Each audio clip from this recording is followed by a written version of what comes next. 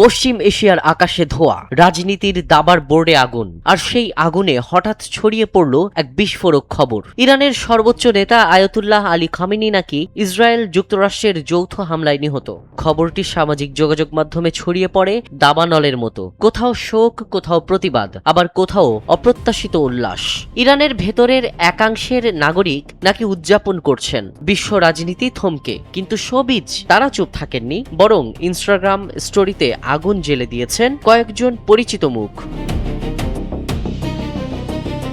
সবচেয়ে বেশি আলোচনায় স্যাক্রেড গেমস খ্যাত ইরানি অভিনেত্রী এলনাজ নারৌজি। খামেনির মৃত্যুর খবর শেয়ার করে তিনি লিখলেন, আমাদের জন্য এটি সবচেয়ে ভালো খবর। ৪৭ বছর ধরে আমরা এই দিনটির অপেক্ষায় ছিলাম। ঈশ্বর সত্যি মহান। ছোট্ট স্ট্যাটাস, কিন্তু শব্দে বিস্ফোরণ, মুহূর্তেই তা ভাইরাল। কেউ বললেন সাহসী, কেউ বললেন দায়িত্বজ্ঞানহীন, কেউ আবার প্রশ্ন তুললেন এটা কি ব্যক্তিগত ক্ষোভ নাকি রাজনৈতিক অবস্থান। নারৌজির পোস্ট যেন এক টুকরো ডিজিটাল বিদ্রোহ। তার মন্তব্যের সমর্থনে ইমোজি যেমন ঝরেছে, তেমনি নেমেছে কড়া সমালোচনার ঝড়।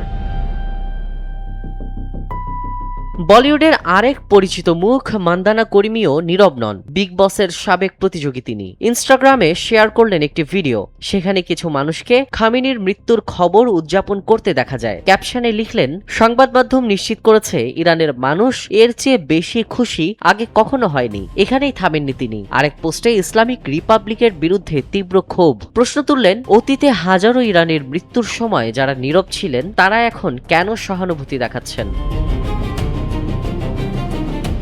এদিকে স্পেশাল ওপস ও টাইগার জিন্দা হ্যায় খ্যাত অভিনেতা সাজ্জাদ ডেলাফরোজ লিখেছেন, মাত্র ৩টি শব্দ, আমরা আবার উড়ব। সংক্ষিপ্ত কিন্তু গভীর, যেন এক প্রতীকী পুনর্জন্মের ইঙ্গিত। খামেনির মৃত্যুর দাবির সত্যতা নিয়ে আন্তর্জাতিক মহলে ধোঁয়াশা থাকলেও এই তারকাদের প্রতিক্রিয়া দেখিয়ে দিল ইরানের ভবিষ্যৎ শুধু রাজনৈতিক প্রশ্ন নয়, এটি আবেগেরও প্রশ্ন। বিভক্ত জনমত, বিভক্ত হৃদয়, আর সেই বিভাজনের মাঝেই শোবিজ তারকারা হয়ে উঠেছেন নতুন বিতর্কের কেন্দ্রবিন্দু। বিনোদন ডেস্ক, NPB।